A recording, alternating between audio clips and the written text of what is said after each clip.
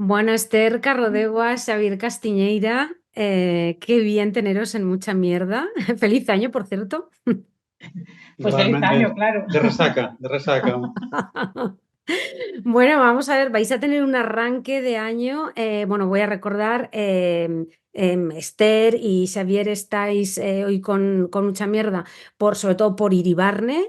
Iribarne es un texto tuyo. Esther, tú eres actriz, dramaturga, directora. Xavier, tú has dirigido el texto. Sois los dos cofundadores de la compañía Butaca Cero, que ya lleva mucho recorrido. Y ahora estamos con Iribarne, que ya vino a Madrid en octubre, estuvisteis aquí un mes, luego os quedasteis, ya volveremos también a esto. Y bueno, enhorabuena primero por el éxito de Iribarne, porque la verdad creo que funcionó bastante bien, ¿no? Yo vi que estaba a tope siempre llenando. Y ahora empezáis en unos días bolos en Galicia y encima en Vilalba. Ya para arrancar, porque bueno, simplemente una cosa, por si hay alguien despistado, aunque vamos a ahondar en el proyecto.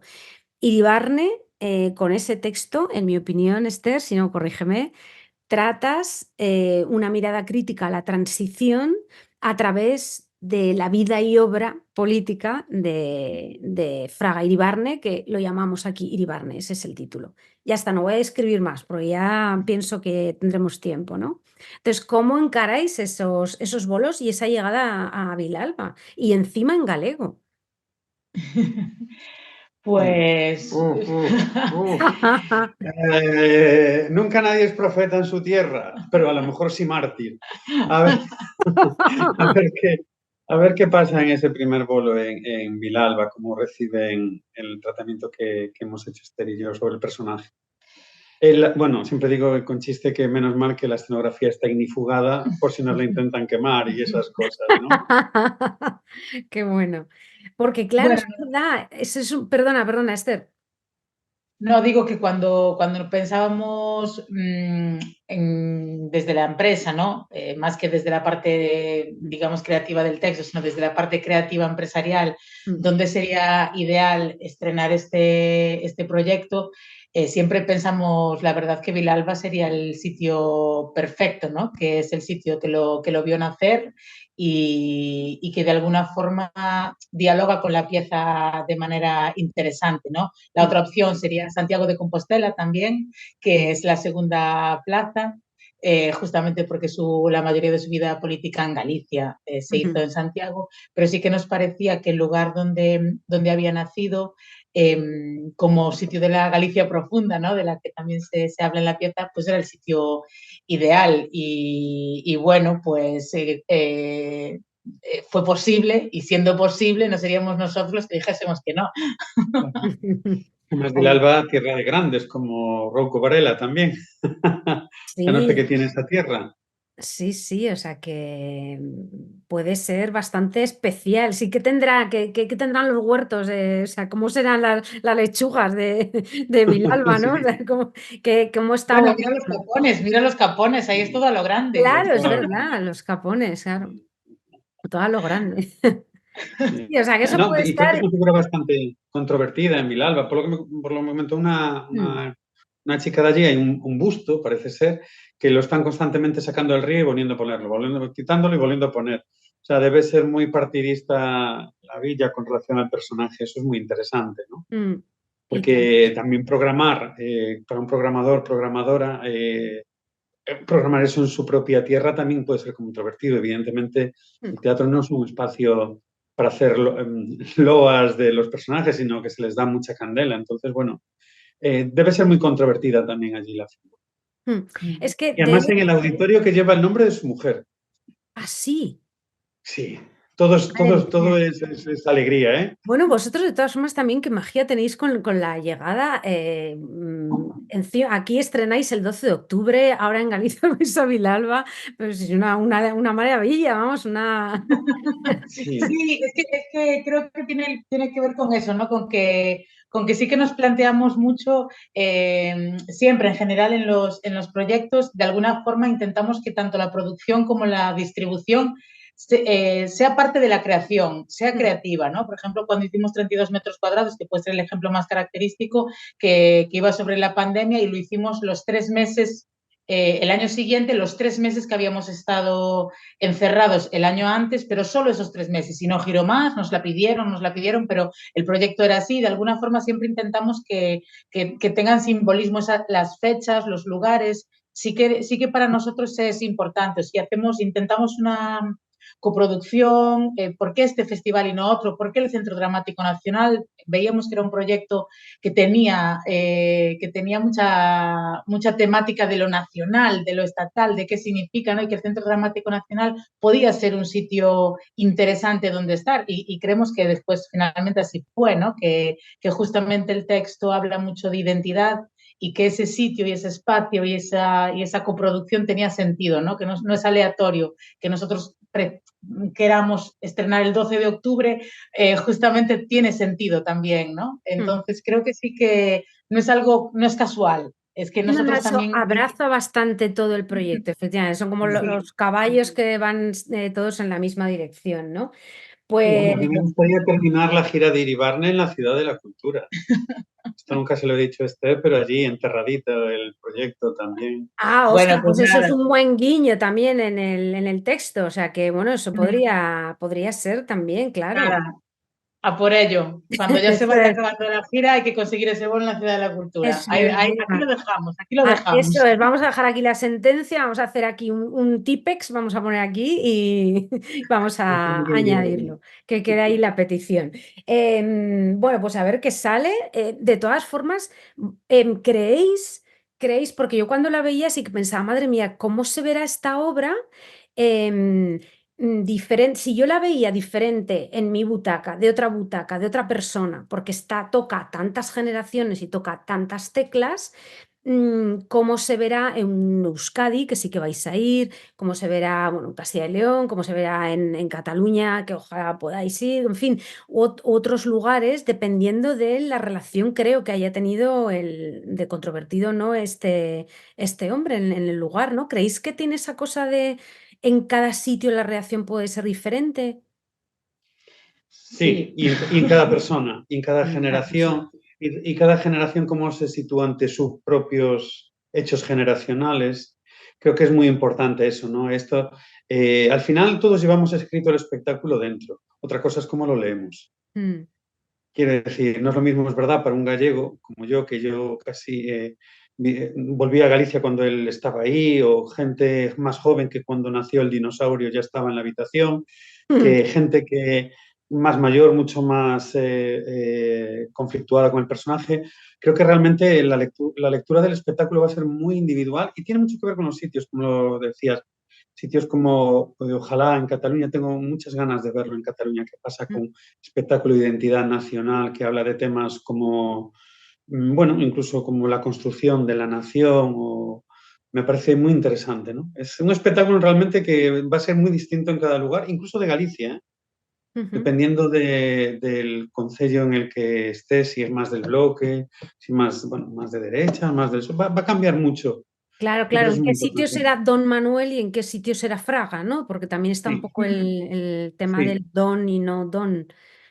Eso Sí, puede... yo creo que en Galicia el espectáculo va a tener una recepción diferente de la madrileña general.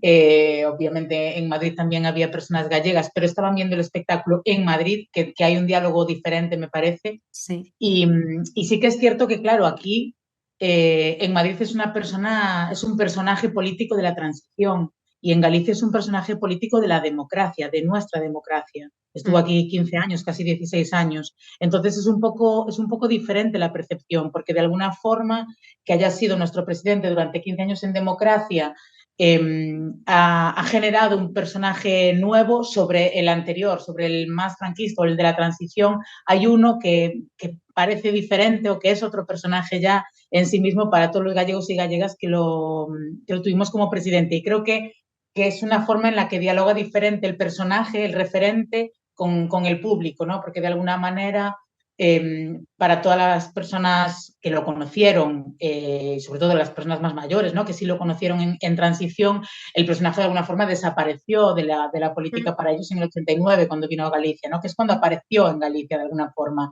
Entonces creo que sí que hay un diálogo diferente, y porque creo que en el resto de España no hay tantas personas que todavía sigan siendo muy fans del personaje.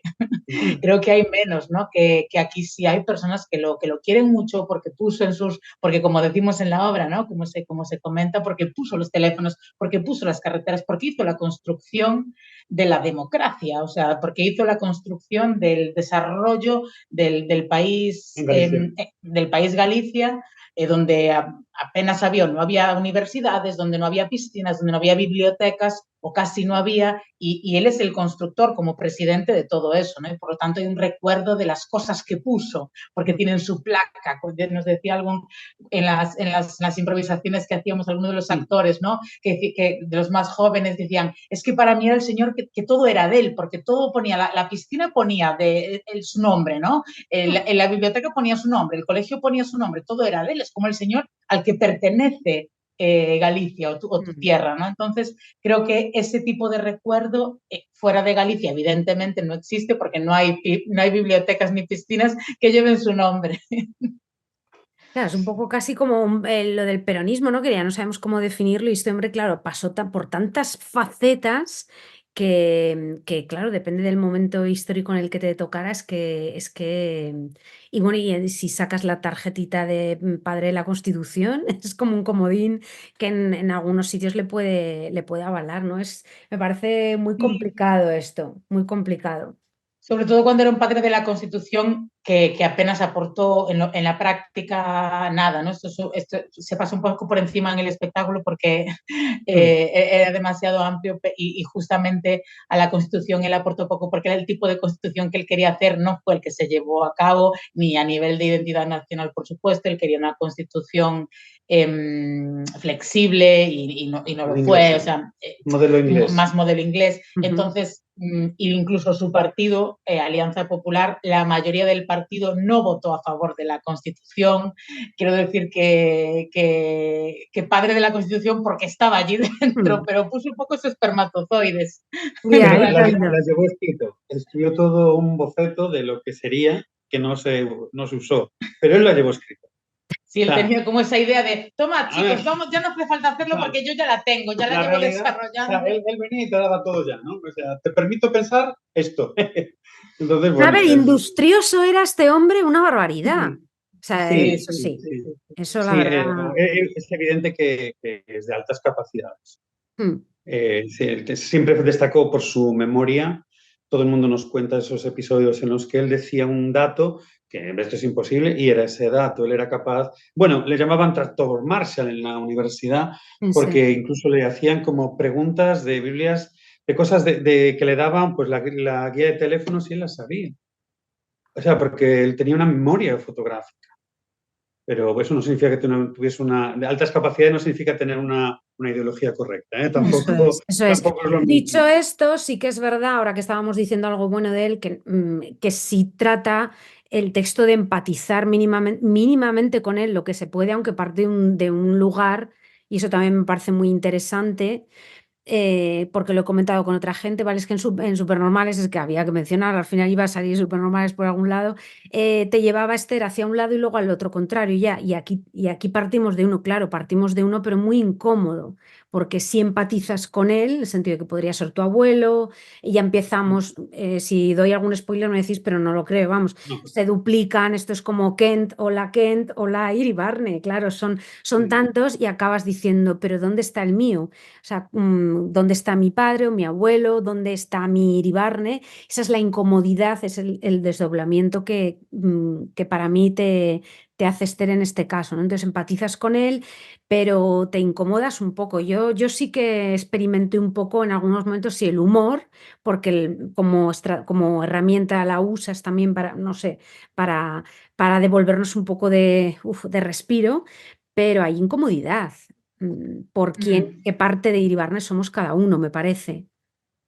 Sí, justamente siempre hablamos desde el proyecto, ¿no? Desde el principio de qué parte de Iribarne hay en nosotros mismos, ¿no? También, que podemos rescatar en nosotros que nos hace iguales a él. Y de hecho, esa es una parte, esta parte en la que, bueno, que no sé si hacer spoiler o no, pero como que hay partes en las que claramente nosotros estamos identificando al personaje como parte de nosotros, porque todos tenemos algo de pequeño dictadorcillo dentro, ¿no? Todos queremos hacer las cosas a nuestro gusto, todos nos encantaría muchas veces decir, cállate la puta porque no tienes ni puta idea, yo sé lo que hay que hacer en esta situación y en esta y en otra, ¿no? Creo que sí que de alguna forma esa parte de cuál es el Iribarne que hay en ti, no solo, también en tu familia, también en tu alrededor, también en tu pasado, en los silencios, en lo que tú no hiciste, La ¿no? palabra silencio está mucho, planea Sí, todo el tiempo.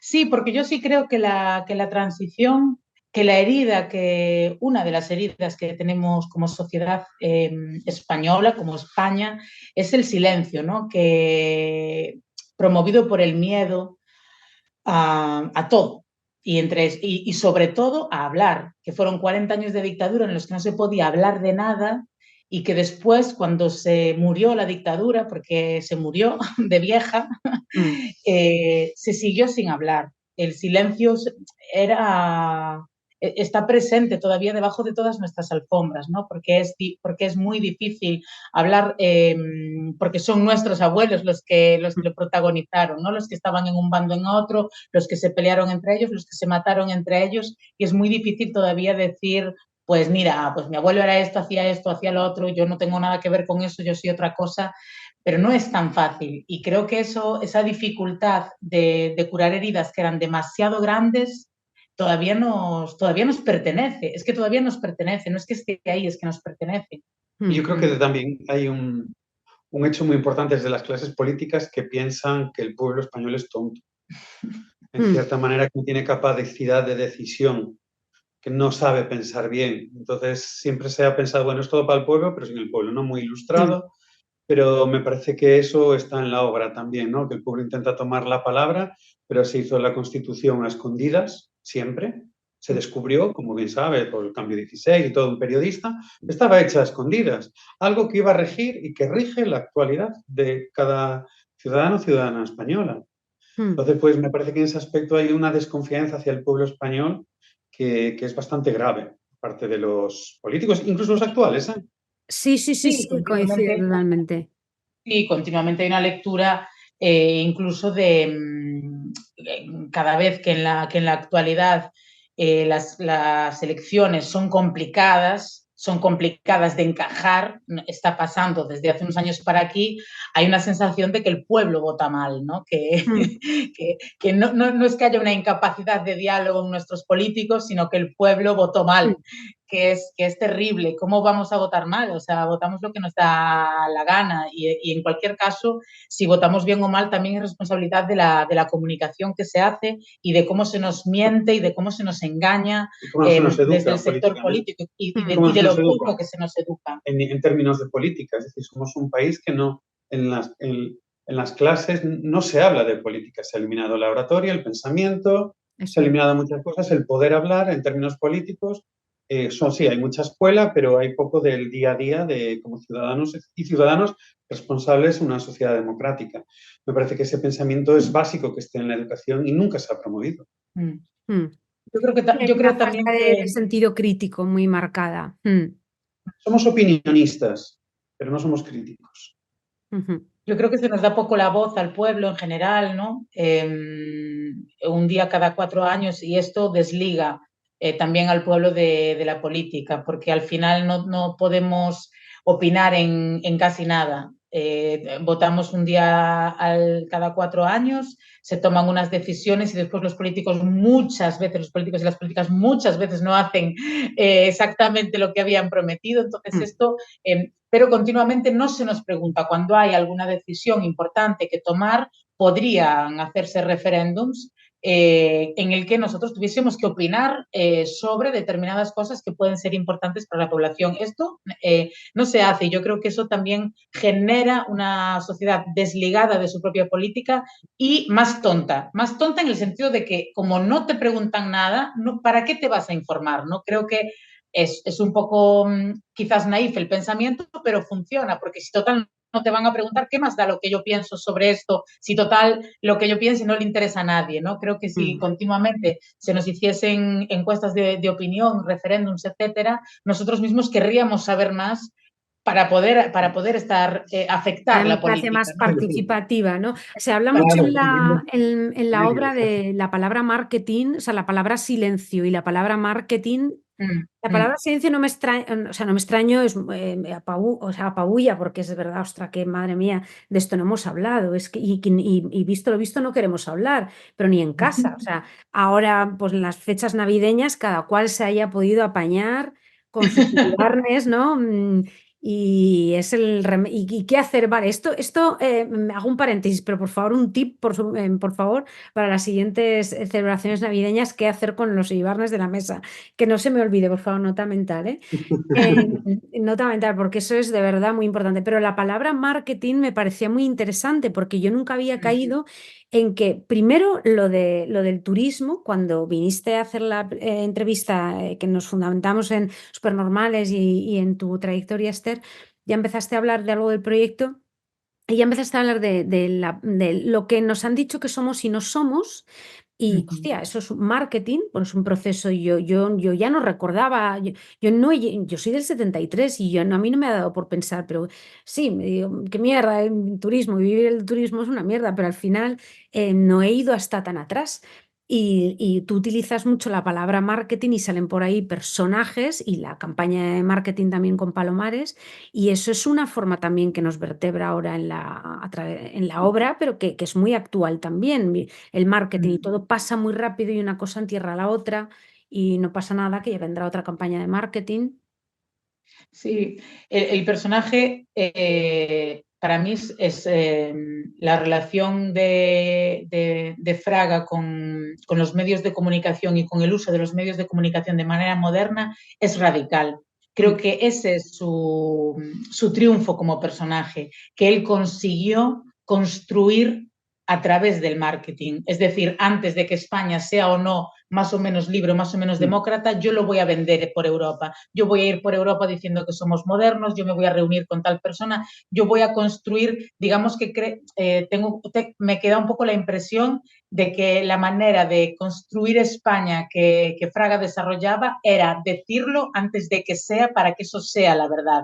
Es decir, tanto diré que este país vive del turismo que vivirá del turismo. Tanto diré que España es una democracia por todo el mundo que se acabará convirtiendo en una democracia porque ya lo crea el discurso y después tú te acomodas al discurso, ¿no? Dices, ostras, pues si somos un país de turismo, pues que venga la gente, ¿no?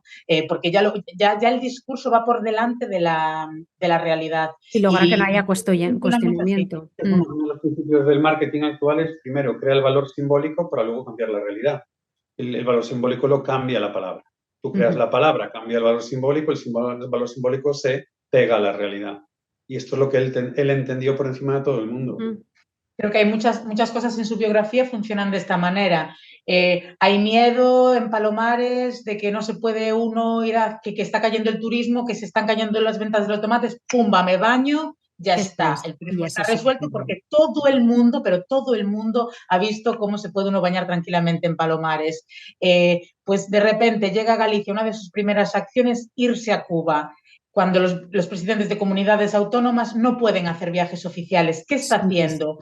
Haciéndose a sí mismo un presidente de un país, de una entidad importante, una persona que se reúne con presidentes, un presidente que se reúne con presidentes, cuando eso ni siquiera lo permite la Constitución, es decir, pero él se autogenera la imagen de presidente de un país, de un Estado, porque se reúne no solo con cualquier presidente, sino con uno de los más mediáticos, porque justo, y además en ese momento, ¿no?, en el que reunirte con Fidel Castro era muy, muy raro. Entonces, como, ¡pum!, dos superpresidentes reuniéndose y él construye, porque lo que él quería era poner a Galicia en el mapa, construir Galicia y ¡pum!, lo construye a nivel internacional. De nuevo, él se dibuja como presidente, como rey de su Baviera, ¿no? Y construye la Baviera Sí, y la sí. pone en el mapa. Entonces, Totalmente Transformer, esa idea que utilizáis de transformación, de él como Transformer es interesantísima. Efectivamente, pues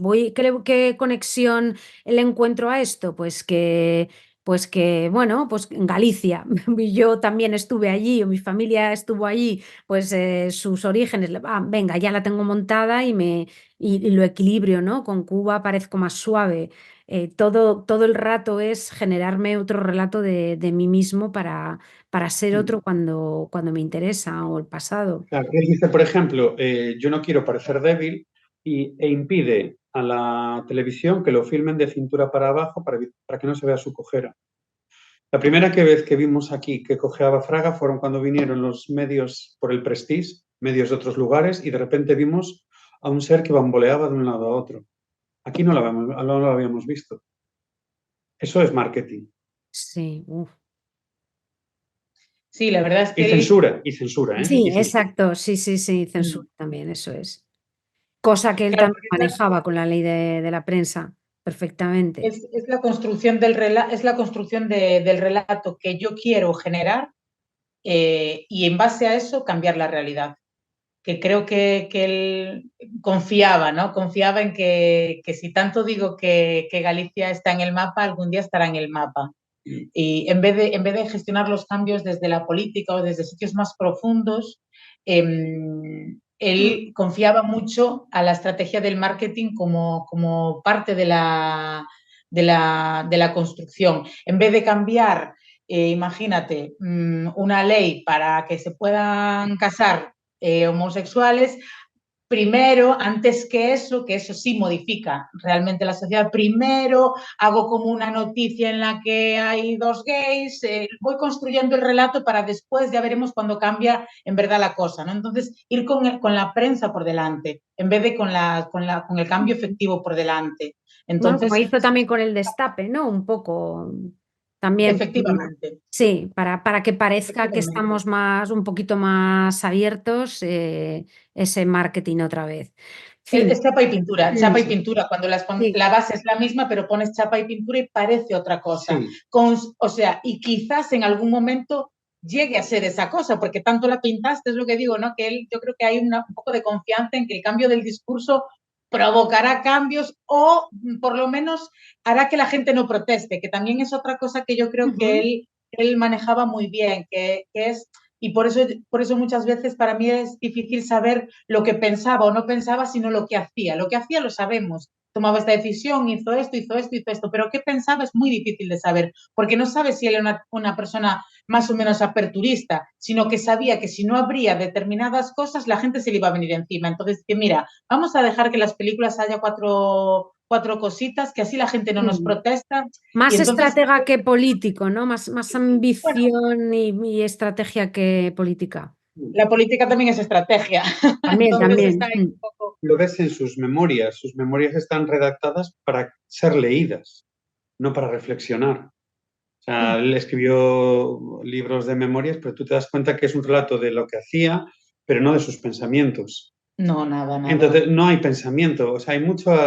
Está muy pensado por su parte, pero yo nunca he logrado saber realmente qué es Fraga. A lo mejor sé lo que es Iribarne, pero Fraga no lo sé. Y eso me parece muy importante. De hecho, esta es una de las, para mí, escenas más interesantes de toda la obra. Es cuando cuenta que en Eurovisión, cuando dice la siguiente frase, en España compramos los votos de Eurovisión para tener una televisión en color, en Europa nos veían en color, pero aquí seguíamos en blanco y negro. Y esa fue realmente la gran metáfora de Fraga, generar una imagen de una España soleada en color cuando realmente vivíamos en blanco y negro, con un dictador, Sí. con sentencias de muerte. Y ese es el gran logo de su forma de pensamiento, ¿no? Abrimos hacia afuera y luego ya se abrirá. Sí, y eso se logra también mucho texto y con la puesta en escena. Eso me interesaba también mucho por el tipo de herramientas que se utilizan en escena. Pues sacáis todo el artificio posible y todas las herramientas posibles. Contadme un poco cómo habéis organizado, o sea, cómo habéis trabajado esta parte en el texto y dirección, porque tiene mucho de arrope con la dirección también, no sé, me gustó mucho. Oh, Es que hay bueno, todo. en cuanto yo soy súper visual, Desde el ¿no? sonido, claro, proyecciones, todo. Soy muy visual, ¿no?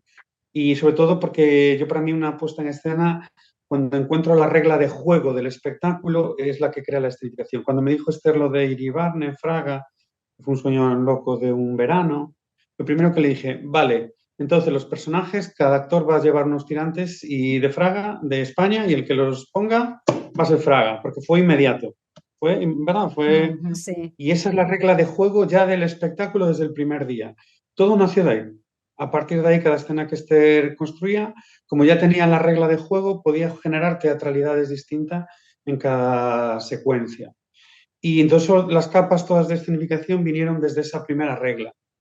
Pero sí. Que implica, perdón, que todos los intérpretes iban a hacer de Fraga, porque eso siempre estuvo también desde el principio del proyecto, lo de el Fraga que hay en ti y que todos tenemos de alguna forma eso como humanos y heredado, estaba ahí, ¿no? Que no queríamos que alguien hiciese... De hecho, nunca le llamamos Fraga al personaje porque no es Fraga, es Iribarne. Es como un personaje que tiene un referente real que se llama Fraga, pero siempre era como este personajillo Iribarne con el que nosotros podíamos tener una libertad creativa mayor, ¿no? Y que la parte de juego era muy importante. Por eso, por me pongo los tirantes, dejo de ser, soy. Eso estuvo desde el principio. Sí, y entonces eso generó realmente pues un poquito la regla de juego básica, que luego se fue traduciendo en cada acto que escribió Esther. Por ejemplo, el primer acto ella le llamó el Ministerio de Chapa y Pintura. Entonces a mí eso me evocaba muchísimo al 13 Rue del Percebe, a Ibáñez, a Mortadelo y Filemón. Entonces la primera parte está llena de entradas, salidas, personajes locos, transformaciones, velocidad, entro por aquí y salgo por allá, es todo muy loco en ese aspecto. Entonces, Sí. es frenético, pero está absolutamente todo marcado, es un ballet, ballet Ibáñez, pero es un ballet. Y realmente en la forma de construir de Esther con la regla de juego y lo que ella iba contando, yo creaba la escenificación. Y muchas veces incluso ella me enseñaba un boceto de la escena y yo le dije, joder, Esther, a mí esto me parece una partida de ajedrez. Entonces ella, con esa idea, reformulaba el texto y eso se transforma en una partida de ajedrez real en ese momento. Es decir, hay una retroalimentación entre la puesta de escena, lo que ella escribe y lo que yo le puedo dar como una idea y ella lo transforma en palabra. Después también, tanto desde el texto como después desde la puesta en escena, la idea un poco, el referente musical con el que trabajábamos era muy alto. Después Berto compuso estas músicas justamente con los referentes que nosotros le habíamos dado, ¿no? Y la idea era, nosotros queríamos que la obra estuviese a ese nivel. Nosotros trabajábamos con referentes musicales muy cañeros y muy contemporáneos. Y mi idea para la primera parte, que por eso después es como caña, es que yo digo, si vamos a trabajar con estos referentes musicales, no quiero que sea como la escena está aquí y sube el numerito musical y baja, ¿no? O sea, no quiero que las partes musicales estén más arriba o que sean como el número de la obra, sino que estén dentro de la obra. De manera que para generar, o sea, yo intenté generar una dramaturgia que estuviese al nivel de nuestros referentes musicales y después, por consiguiente, al nivel de la música de Berto. Mi idea como dramaturga era no estar por debajo del ritmo y de la energía y de la caña que va a meter la música. Por eso todo el primer acto es así, porque nosotros queríamos trabajar con esa energía muy juvenil, que viniese gente joven al teatro, que le interesasen esos referentes y tal. Y entonces, es muy interesante con Berto. Nos hacía falta tener la dramaturgia en un nivel muy alto. Sin embargo, curiosamente, esta parte que es la más cañera y la más modernilla de música, incluso de ritmo, es la más tradicional a nivel de escena, porque es eso, el ministerio, ¿no? Un poco de capa y espada, le falta la capa y la espada, pero vamos, que es bastante tradicional, con escenas más en el ministerio, con el secretario, tal, ¿no? Y sin embargo, después ya mi idea, cuando se conformó esta parte que sucede en el ministerio y que es una comedieta de puertas, de entradas y salidas, o sea que aunque tiene este ritmo rápido, en realidad no deja de ser una obra de eso, de juego de Miura casi, ¿no? Esta cosa un poco Jardiel Poncela. En verdad mi idea con la segunda parte, todo lo que es la transición, queríamos que la obra, o sea, mi interés dramatúrgico era que la obra pudiese transicionar y que fuese hacia registros dramatúrgicos más contemporáneos, ¿no? Que se escapara un poco de esa cosa más de comedia de puertas y que empezaran a generarse escenas con lenguajes pues eso, más contemporáneos, mucho más uso de la pantalla con texto, muchas más escenas de otro ritmo, muy diferentes, la entrada de algún tipo de monólogos más a público distanciados, o sea, otro tipo de registros que en toda la primera parte apenas se habían usado, ¿no? En la primera parte hay mucho audiovisual, pero son audiovisuales ya construidos desde la parte de dirección, ¿no? Que no están tanto, o que son eso, como un numerito, ¿no? Una canción, pero no como parte de las escenas. Entonces ahí ya hay una transición hacia escenas de corte un poco más contemporáneo. Sí, sí. Sí, eso también implicó realmente crear una teatralidad, eso que estaba oscilando entre partes antiguas y partes más modernas. Entonces, la parte toda del segundo acto, una vez que muere Franco, muere Paquita, está como la sociedad española, ¿no? Reencajándose, moviéndose entre lo antiguo, lo moderno, cosas nuevas, cosas antiguas. Entonces, también yo tuve que diseñar una puesta en escena así, ¿no? En que las escenas aumentan su extensión, disminuye la velocidad, se cambian distintas teatralidades, entonces había que empastarlas de una forma que no fuese como un constante, sino que todo estuviese como transicionando también. Y eso fue la dificultad del segundo acto, ¿no? También me gustaría decir, claro, que yo al trabajar con gente tan buena como Berto o Sabela, que fueron el músico y la coreógrafa que los adiestró en Walking, que yo no tenía ni idea, ni el elenco, y Isabela hizo un trabajo fantástico, a mí me obligó a ser mejor director. Que decir, cuando trabajas gente que te lleva a ese nivel creativo, tú no te puedes quedar atrás. Entonces, gracias a ellos hice un trabajo decente de dirección, no porque yo sea bueno, sino porque realmente ellos son muy, muy buenos. Igual que el elenco tampoco lo teníamos antes de empezar a escribir el texto. El texto lo elegimos un poquito por a ver cómo encajan estas piezas y luego Esther, viendo quién iba a ser, creó el texto. Digo esto porque es importante, porque no elegimos al elenco actoral después de tener el texto, sino antes de tener el texto elegimos al elenco porque considerábamos que eran muy buenos actores y sobre todo porque eran buenas personas. Creíamos que nos iban a...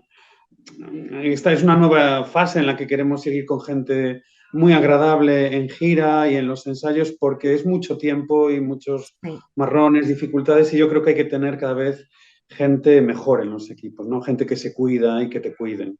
Sí, eso Bueno, era para un poquito sí, aclarar no, eso. eso es muy, muy interesante también, pero muy interesante aquí varias cosas, lo de la creación del texto después, porque yo también pensaba cómo han escogido a los actores, ¿no? Porque Surso sí que había trabajado con vosotros, creo, no sé si alguno Bueno, más. muchos habían trabajado con nosotros. Xurxo, sí. Xurxo había trabajado con nosotros, Anxo había trabajado con nosotros también y con Xavi en una propuesta de su propia compañía. Lidia había trabajado con nosotros porque había hecho una sustitución en un espectáculo, y Jorge y Mónica habían hecho con nosotros unas sesiones de improvisación justamente para Iribarne. O sea que en realidad sí habíamos de alguna forma u otra trabajado con todos, ¿no? Y en realidad lo que queríamos cuando escogimos el elenco, que fue antes de que esto estuviese escrito, sabíamos que el proyecto iba a ser muy difícil, sí. porque ya teníamos las primeras escenas y se veía un trabajo de interpretación muy complicado, con muchísimos registros, con muchísimos personajes, y queríamos coger lo mejor que se nos ocurriese en Galicia. O sea, la idea fue qué actores y actrices podemos coger que le pidamos lo que le pidamos, se van a tirar a la piscina y van a estar ahí a full con el proyecto porque van a tener que hacer muchas cosas, entre ellas eso, bailar walking, en registros bajos, registros altos, parodia, no parodia, ser ellos mismos, performers. O sea, un poco necesitamos gente polivalente a nivel actoral y sobre todo también sabiendo que íbamos a ir a un sitio donde que estaba fuera de nuestra zona de confort como empresarios y como creadores también, que íbamos a estrenar en el Centro Dramático Nacional, gente que supiésemos que cuando tuviésemos nervios, que cuando estuviésemos mal, que cuando hubiese guerra, lo que dice Xavi, ¿no? Que nos pudiésemos cuidar y que puedas llegar y decir, oye chicos, estoy hoy hasta arriba, lo siento si estoy, que no estoy, lo que sea, ¿no? Que pudiésemos trabajar muy a gusto. Creo que eso fue principal y después, pues eso, una vez que tienes gente que crees que pueden hacer cualquier cosa, ya les puedes pedir cualquier cosa, eso es lo bueno. Y sobre todo que trabajan a una velocidad tremenda. Sí. O sea, uno de los actores definió al elenco en las semanas esas de ensayos previos como un centro de alto rendimiento actoral. Sí, Es decir, por la velocidad, sí. por la velocidad con la que trabajaba, la inteligencia y sin ningún problema. Entonces, claro, para mí como director es cuando trabajas con gente que te lleva a ese nivel, te obligan a ponerte en niveles que tú nunca has estado. Entonces, para mí fue muy fácil. Y bueno, eso era un poquito para explicar las circunstancias que el texto no estaba escrito cuando elegimos a los intérpretes, que la música no estaba hecha, había solo un tema, What the Fuck is Siri Barner, que ya marcó la línea de todo. Sí. Y Esther encontró el segundo acto en la transición, que yo también tuve, y luego pasó al tercer acto, que es el más problemático a nivel, que es Galicia, que es un marrón incluso a día de hoy, ¿no? Sí, porque no le encontramos aún el tono exacto. Y lo hay que decir, el error, ¿eh? O sea, no es malo decir, está muy bien decir los acentos, pero que quede para la posteridad, que todavía no hemos encontrado el tono exacto de ese tercer acto, creo que es importante, ¿no? Es como estamos aún trabajando en ello, ¿Por qué porque vamos a creéis empezar ahora la gira y estamos volviendo a ensayar ese acto. Estamos ensayándolo para ver si podemos lograr cerrar más perfectamente el espectáculo. Me ¿No? dejas No sé, asombradísima. ¿Y qué crees qué creéis que pasa? ¿Qué pasa por las cabezas del equipo? ¿Que hay algo en esta parte que termina de no cerrarnos? ¿Por dónde investigáis luego cuando os pasa esto? Pues bueno, un proceso de creación tan complejo siempre genera problemas y yo creo que cuanto más se acerca a tu realidad la temática, es siempre más problemática porque es más dolorosa, porque de alguna manera para mí escribir sobre cosas de la dictadura que está lejos, que no viví, me siento completamente libre Mm, incluso de juzgar o de prejuzgar o incluso de que se me critique o no se me critique, ¿no? Como artista me siento completamente libre de apostar fuerte y cuando las cosas te tocan, cuando es algo más íntimo, estás más vulnerable, estás más expuesta, tienes más miedo, ¿no? Y de sí. alguna forma, según se iba acercando la obra a nuestro presente, a las cosas que yo ya había vivido, o que la parte de Galicia que me toca tanto en cuanto a identidad nacional, donde tienes que posicionarte de alguna forma más íntimamente y más personalmente, ya no estás juzgando a tus abuelos, estás juzgando lo que tú misma has votado, lo que han votado gente cuando tú estabas viva, ¿no? De alguna forma, todas esas líneas de tensión son mucho más fuertes, ¿no? sí, y luego ahí se duplica además ese camino, porque no es lo mismo contar en Madrid sobre la parte de Galicia que se desconoce ciertas cosas que contar en Galicia cosas que sabe todo el mundo. Es decir, a lo mejor en Madrid tienes que contar quién es Beiras. En Galicia no hace falta contar quién es Beiras. Hace falta desarrollar más la relación entre Beiras y Fraga en ese momento. En Galicia no puedes, en Madrid no puedes hacer eso. Entonces es tan complejo por eso, ¿no? Y en eso es lo que estamos aún encontrándole el tono exacto. Ujú. Bueno, y además, esto es igual, quizá un poco saltar de tema, pero ahora que estamos hablando también del elenco y de esa familia, que me encanta esta filosofía que tenéis de encontrar. Yo tengo un amigo que también dice, ya paso, solo quiero trabajar con gente buena, buena gente, porque al final Mm. sale todo mejor, es Es que verdad. son buena gente buena. Son Eso buena es, gente una buena. buena gente buena, eso es, que sepan que que pueden hacer todo, porque además está muy se nota, yo creo que eso yo creo que trasciende. Pero aparte de eso, los actores, claro, son de distintas generaciones, o sea, cada uno le ha tocado Iribarne en su momento, a su vez, claro, tiene que crear un Iribarne muy distinto que a su vez es que tienen ya una colección familiar o de recuerdos muy diferente, ¿no? ¿Qué os habéis encontrado allí? Sí, eso también era interesante, ¿no? Porque nosotros trabajamos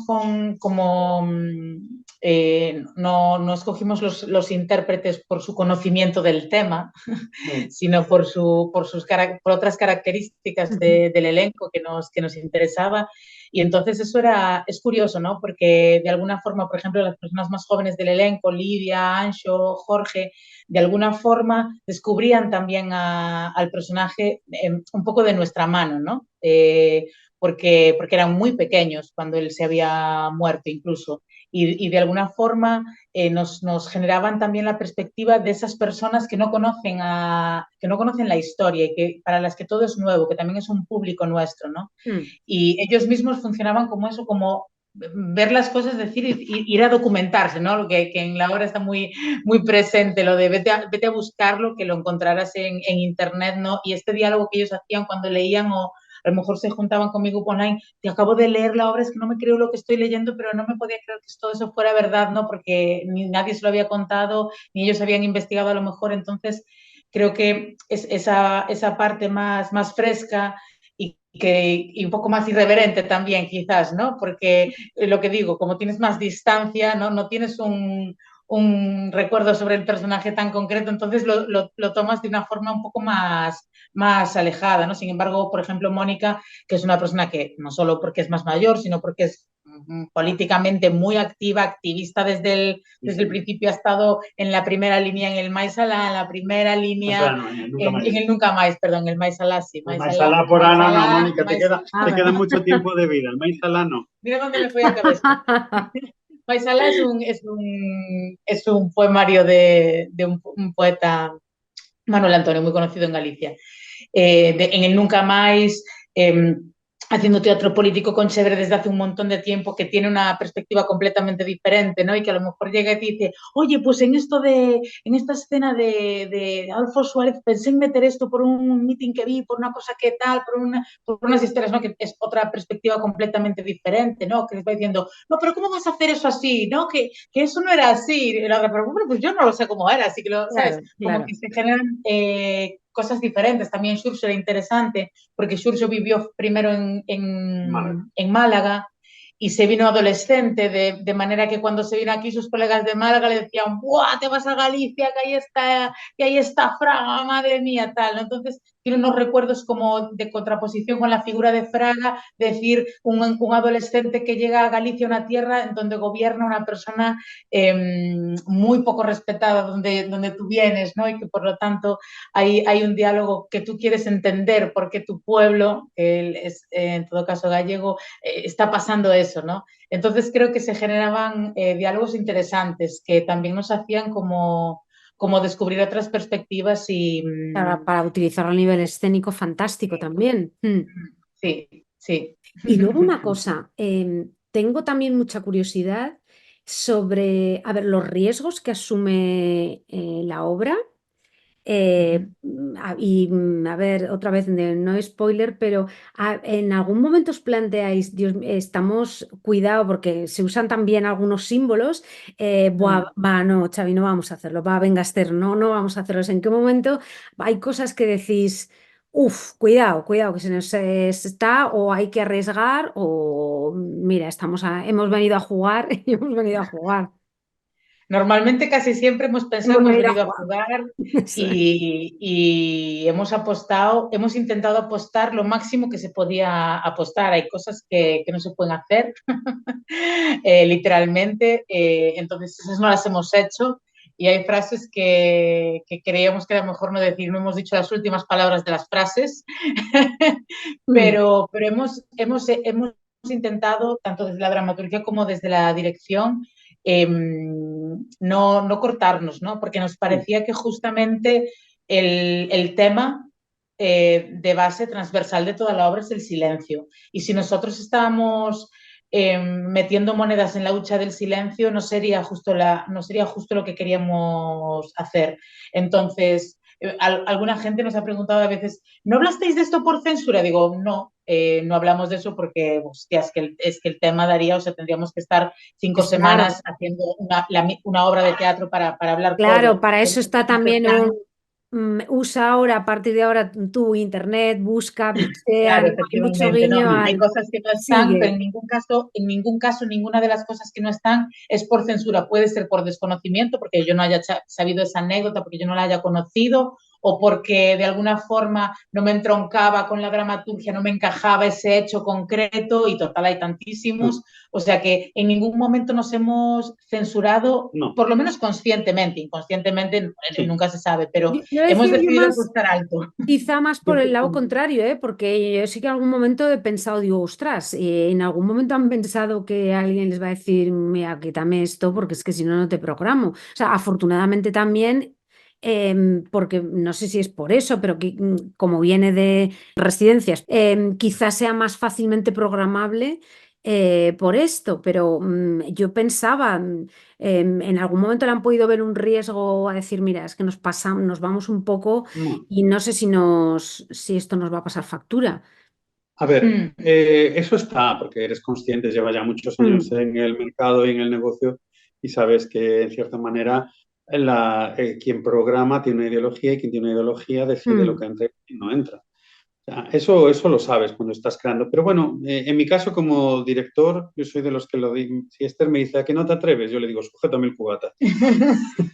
No, no tengo ninguna moral. De hecho, hasta el otro día me sorprendió, aunque había una persona que todavía estaba tocada con la imagen de Adolfo Suárez como un perro alrededor Esto del sí es rey. spoiler. No pasa nada, no pasa nada, pero ver a Adolfito Suárez alrededor del lamiendo los pies al rey, quiero decir, esto que parece así tan salvaje, a mí nunca me pareció salvaje, es que bueno, no tengo Claro, ese límite pero moral, ¿no? por el marketing, porque se ha hecho mucha edulcoración de una parte del pasado y sigue siendo visto como una persona muy, Claro, sí, ¿cómo muy vas a decir eso en un sitio que Salvador, tiene casi. su hotel, su aeropuerto se llama Adolfo Suárez? Quiero Sí, decir, sí, decir sí. eso, es decir, es ir contra viento y marea, pero yo creo que en el fondo no nos hemos animado los dos a no censurarnos. Ujú. Eso fue muy Sí. importante. Yo le decía, este era más, y ella me Mm. obligaba a ir a más, porque si no es muy fácil caer en la autocensura, en plan, es que a lo mejor no me programan.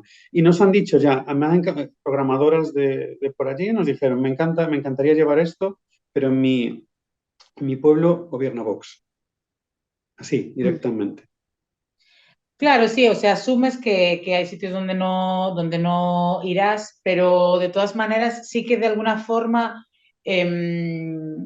cuando empiezas a plantearte estas cosas, ¿no? Cuando la obra ya desde el principio escoges ese tema, pues ya está ahí, ¿no? El tema, pero cuando empieza a tener un tono determinado, que puede no ser agradable para todo el mundo, un tipo de humor que puede no gustar a todo el mundo, la apuesta es alta en ese sentido, y, pero creo que en ningún momento, por cuestiones empresariales, nosotros nos cortamos. No.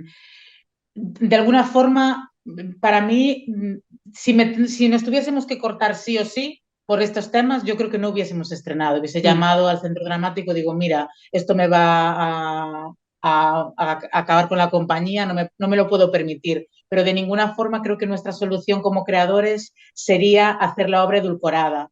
Porque no es nuestro Mm. estilo ni nuestra manera de vivirlo. Otra cosa es que de alguna forma pensásemos, ostras, si hacemos esto, no vamos a trabajar nunca más en el teatro o en Galicia, imagínate, ¿no? Pero también tengo que decir que una de las cosas que aprendí con este proyecto fue justamente con respecto a la censura y a la comunicación, lo que se puede y lo que no se puede decir, es que continuamente, sobre todo al principio, cuando empezaba la gente a leer los primeros borradores y tal, todo el mundo daba por hecho que yo me tendría que censurar. Esto me pareció y me sigue pareciendo bastante grave, ¿no? Mm. Que se dé por hecho que porque trato un tema políticamente complejo, yo me tendría que censurar.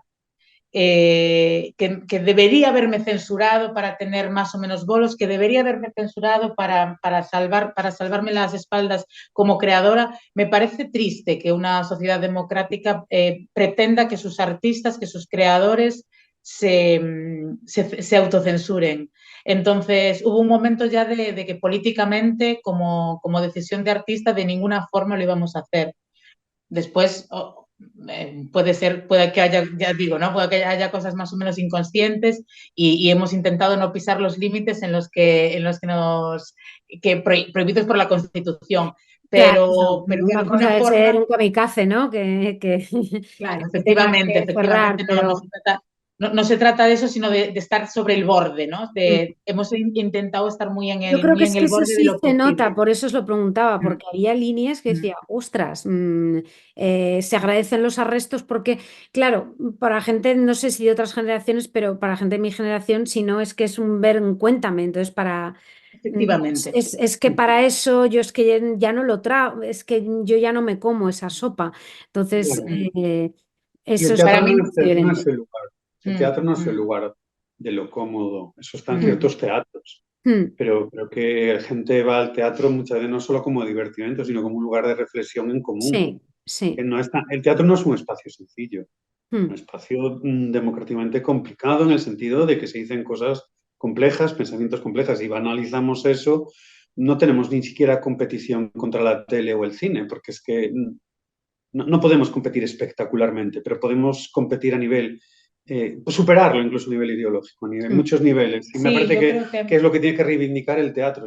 Yo digo muchas veces, joder, es que nuestro espectáculo no levanta, no está levantándome, pero digo, ¿por qué se ha quitado la sátira política de los teatros y de los medios públicos? Ya no hay sátira política apenas. Es verdad. ¿Dónde ves sátira política? Ujú.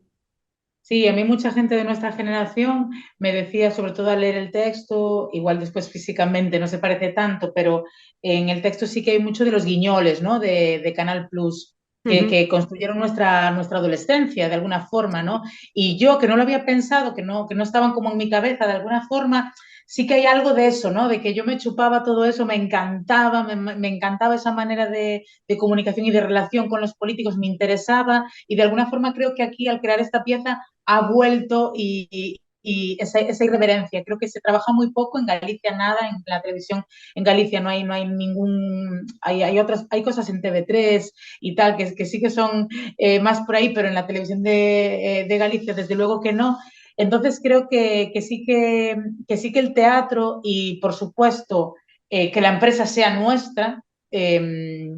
hace que tú te sientas en mucha libertad, ¿no? A ver, si yo tuviese que hacer esto, imagínate que es una serie que yo la tengo que vender a Canal Plus o a Canal Plus, a Movistar Plus o a Disney Plus o a Netflix, ellos van a poner quizás unas líneas rojas que que yo he decidido no ponerme Ujú. porque me da igual, digo, bueno, esto va a estar en el CDN, aquí ya tengo esto, tengo una subvención, tengo tal, tengo cual, más o menos, no, arruinar no me arruinaré, tendré más o menos bolos, pero de alguna forma sí que el teatro es un sitio de bastante libertad creativa Mm, eh, con respecto a otras artes, sobre todo cuando son masivas. Es decir, una novela, tú como novelista puedes ser muy libre, depende de quién te publique, porque hay editores y editoras que marcan líneas, que cortan páginas, que cambian títulos, y esto, pues bueno, hay editoras y editores que venden muchísimo y que tienen inversores en sus empresas que son determinadas personas, y a mí esto no me pasa porque yo no tengo a nadie por encima poniéndome ninguna línea, es la línea que yo me marque, ¿no? Bueno, y Otra así cosa es es las como, consecuencias que eso pueda tener, que eso pues exacto, todavía no se sabe. bendito teatro por eso, precisamente, porque cada obra, el paseo que te da y el dormir las obras o leer, pasear las obras, eso es lo que realmente te alimenta. Bueno, y Butaca Cero en realidad, es que yo no sabría si definir Ibarne teatro político, pero yo creo que sí, todo lo que hacéis y en realidad todo teatro prácticamente, no lo sé cómo os veis ahí, más allá de etiquetas, ¿no? Pero yo creo que Sí, todo tiene. Supernormal es político, de 4 metros es político. efectivamente, hace poco en una entrevista me preguntaban, ¿cómo te sentiste haciendo teatro político? Y digo, bueno, pues es que querrás decir teatro sobre políticos, porque yo para mí Eso teatro es. político yo lo llevo haciendo desde el Sí, principio. Boache Carmín, que fue nuestra primera obra en la compañía y mi primer texto, es politiquísimo. Es decir, que hable sobre políticos es otra cosa, ¿no? Porque parece que esto es más comprometido y a mí no me lo parece. A mí me parece que todas nuestras piezas tienen un discurso político interesante, por lo menos para nosotros, ¿no? Que hablan de cosas que son políticas, que es la polis, que es la mm. ciudadanía, ¿no? Que nosotros no hablamos sobre cosas abstractas, sino sobre el día a día, sobre las cosas que nos afectan. Es precisamente muy interesante porque como hablabas en la entrevista, creo, cuando hablamos las dos, me gusta hablar de las cosas de las que no se hablan, estas conversaciones en las que uno se dice, bueno, pero por favor no hablemos de política, no hablemos de enfermedades o no hablemos de disgustos, ¿no? Pues precisamente hay que hablar de las cosas que nos dan disgustos, de política y de.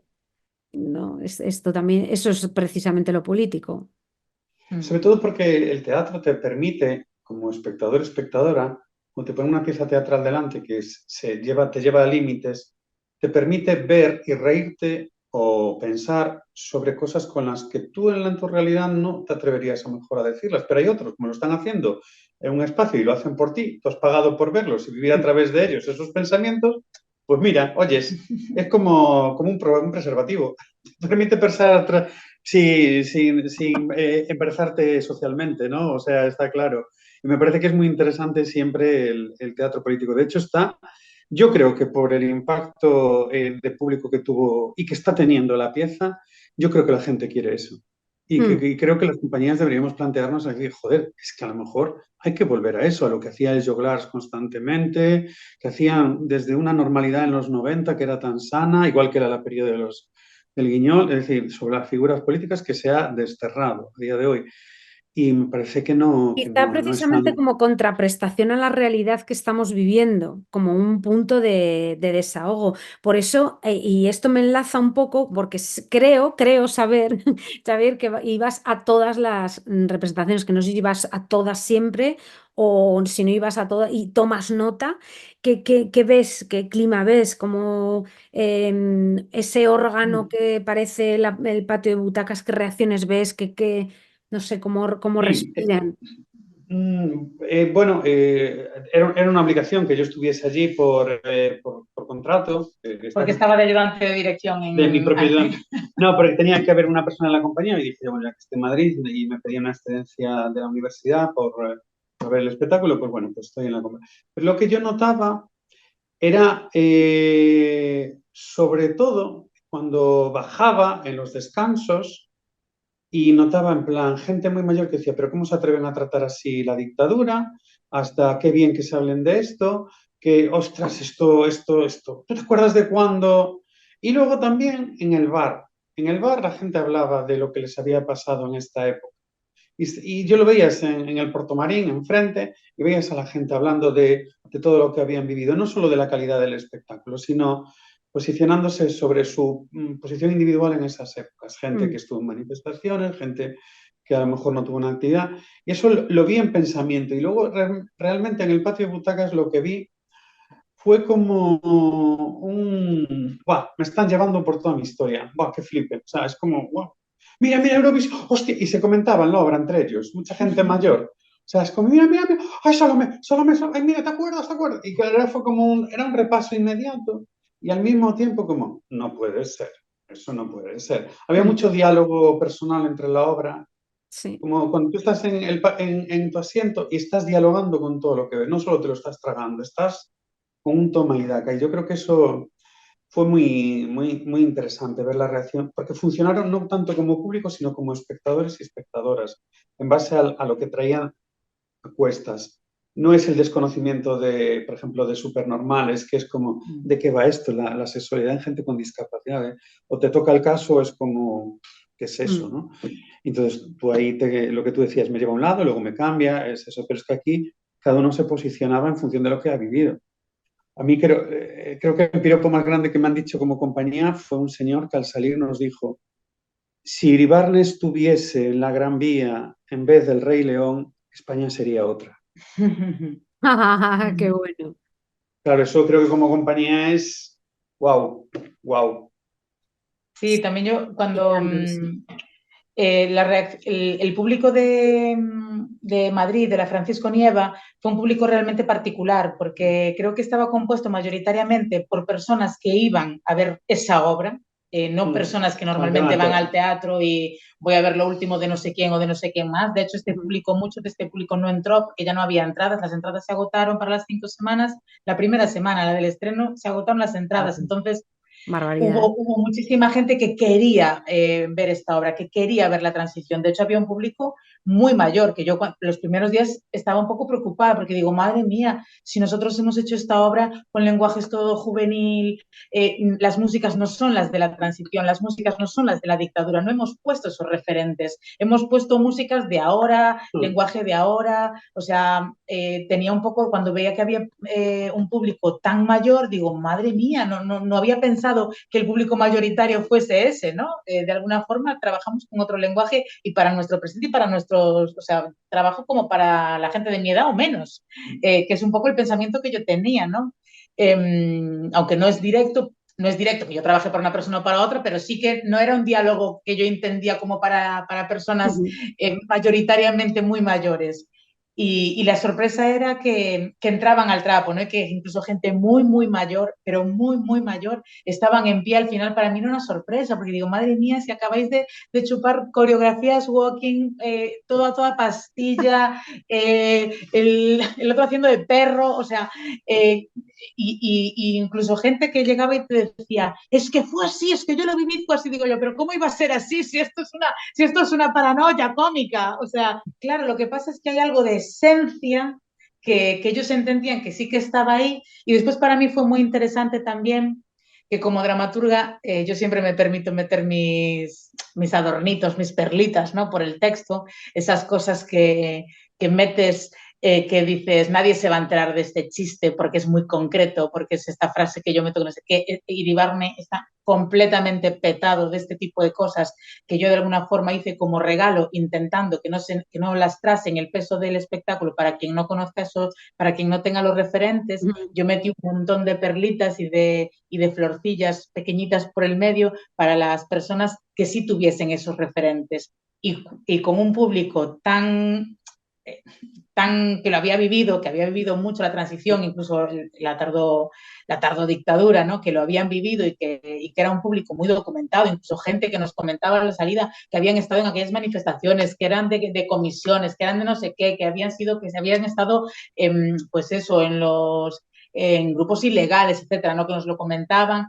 Como yo también estaba allí todos los días en escena, cuando ves las risas de la gente en los sitios donde tú colocaste cosas que eran casi imposibles de reconocer, ¿no? Si no estás muy documentado realmente. Digo, madre mía, qué público tan documentado está viniendo un público que sabe, que conoce y que quiere o que necesita escuchar la historia de otra manera, otra historia que es la que más cercana a lo que vivieron y no a lo que se Sí, nos contó, o ¿no? incluso aunque sea un poco duro también desedulcorar, creo que se menciona algo también en la obra, bueno, pues a lo mejor no fui a tantas manifestaciones, o a lo mejor mi abuelo no era, pues vale, bueno, ir aceptando eso también, ¿no? Eso también tiene un momento de comunión y de decir, bueno, venga, vamos a hacernos cargo y dejarnos llevar y asumir, o sea, sobre todo hacerse cargo de lo que hay. Eso sí que fue interesante. Yo vi una sala con gente muy mezclada, ¿eh? Yo vi gente mayor gente de mi generación y gente también joven. Y yo ahí vi equilibrio, pero sí me sorprendió, pues claro, que cada uno teníamos una vivencia completamente diferente. Eso me parece muy interesante. Sí, Sí, una anécdota así, cuando hablabas del espacio de comunión, fue en las últimas semanas de función, en la última escena, spoiler, Fraga muere, y en el entierro de Fraga. Y en medio se proyecta silencio, este es el entierro de Fraga, hay unas palabras en el texto, y en ese silencio, en esas palabras que están proyectadas, de repente alguien desde el público dijo, un puto asesino. Y de repente el silencio de la sala fue sepulcral. De repente un acto teatral se convirtió en un espacio que esa persona se había atrevido a sacar lo que llevaba dentro guardado. Todo el mundo quedó en silencio, nadie le increpó, el silencio se hizo muchísimo más denso y ese momento teatral se convirtió en una catarsis, ¿no? Para esa persona y yo creo que para muchas otras más. Mm. Y ese es el impacto de repente de poder ver en el escenario algo que tú llevas dentro y de repente y nadie se enfadó porque dijese eso, no hizo un no, lo típico que podría ser o pensar todos nos va a reventar la función esto. Fue un momento para soltarlo y fue uno de los momentos más increíbles que yo he vivido a nivel teatral, ¿verdad? No sé si te acuerdas de esto. sí, sí, sí, claro. Es un momento de casi de agradecimiento cuando estáis en el escenario, ¿no? Entiendo, te paras, escuchas, recibes, no sé cómo. Sí, tiene que Sí, ser claro, claro. Sí, brutal. fue un momento muy intenso, porque Y súper respetuoso, ¿eh? Que mm, no, mm, no, no en el medio de la actuación de ellos, sino durante el Una final que es todo. respiración. Sí, que mm, es el final que está todo escrito, lo de esto es un Ujú, entierro, los silencios, los entierros se hacen en silencio, y en ese momento que está todo proyectado, no, no había más, y dijo eso, ¿no? O sea, desde el respeto, yo creo. ujú. mm. Buah, qué interesante. Bueno, pues Esther, Xavier, nos quedan 2 minutos. Por lo que veo aquí, te dejaremos para otro día entonces lo de los consejos de las familias con Iribarnes, pero me ha encantado. Ponerte en el Eh, extremo contrario de la mesa y hablar de comida, que siempre funciona. vale, venga, espera un momentito. Vale, vale, venga, me lo apunto ya para el año que viene casi, ¿no? Que os deseo que ojalá vuelva a programarse también en Madrid, porque yo creo que nos supo a todas a poco y es posible que tenga hasta que nos apetezca también volver a verla como Supernormales y yo creo que tiene muy buena segunda lectura. Ansiosa por volver a verla porque recogiendo esos cambios, qué delicia va a tener que ser verla en Vilalba, en gallego, en Santiago.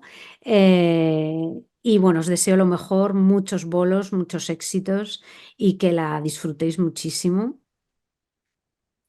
Pues nada, Muchas muchas gracias. gracias a Poco Y ti. más. enhorabuena por tener un blog en el que te permites estar hablando de teatro una hora, que estar hablando una hora de un tema, de una obra, me parece, a día de hoy es casi una utopía, así que enhorabuena también porque tú tienes tu propio Iribarne ahí. Es Tienes tu propio espacio tópico un espacio también. utópico, así que, Que digas, Sí. y que sigas bonito. manteniéndolo.